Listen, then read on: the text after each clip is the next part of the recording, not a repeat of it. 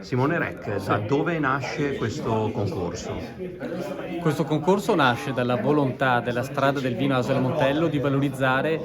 le produzioni olivicole del nostro territorio sui 18 comuni che vanno da Nervesa della Battaglia fino a Borso del Grappa. Anche perché Strada del Vino ha cominciato già 2 anni fa questo percorso, modificando la propria indicazione, proprio la propria denominazione, perché noi dal 2024 ci chiamiamo Strada del Vino, dell'Olio e dei Sapori Tipici, proprio perché da un punto di vista della promozione enogastronomica ed enoturistica abbiamo voluto inserire anche, sì, il vino è il driver principale, ma abbiamo voluto inserire anche l'olio, anche i formaggi, quelli che sono un po' tutte le tipicità del nostro territorio. Quali possibilità di sviluppo ha questo settore sul territorio? Allora, ha uno sviluppo da un punto di vista agricolo, da un punto di vista turistico, da un punto di vista anche culinario. Noi dobbiamo far capire ai nostri produttori che produrre olio di qualità è intanto il prerequisito, poi che l'olio va in qualche modo anche promosso e noi siamo a disposizione per promuoverlo perché è un prodotto di altissima qualità.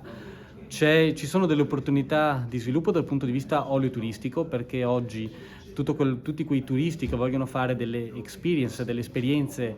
sul territorio